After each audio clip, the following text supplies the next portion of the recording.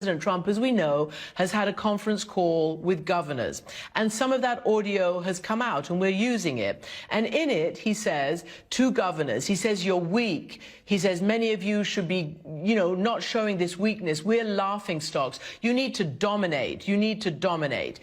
I want to ask you not to, if you don't want to, comment on the President of the United States, but is the right direction for police today in this environment to go out and dominate and to show that they're quote unquote not weak? What should the police be doing now to calm this terrible situation? Let me just say this to the President of the United States on behalf of the police chiefs in this country. Please, if you don't have something constructive to say, keep your mouth shut, because you're putting men and women in their early 20s at risk. It's not about dominating. It's about winning hearts and minds. And let's be clear.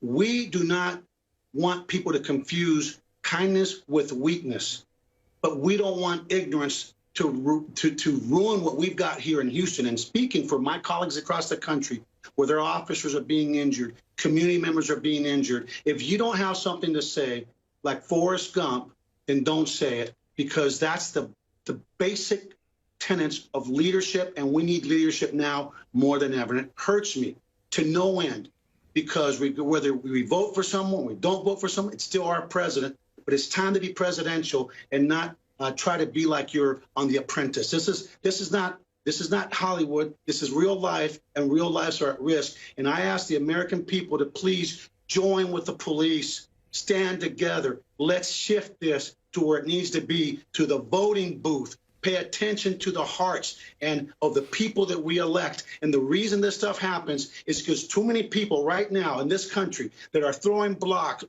bricks and damaging property never bother to vote.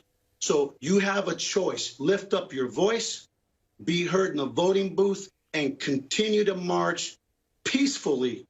So the focus remains on bad policing, criminal policing. And let's be real honest, this is not just about policing.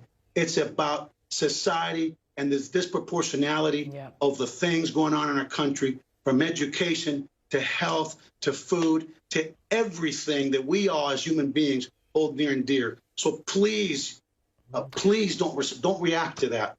If we just hug one another, the only thing that will happen to overcome hate is love.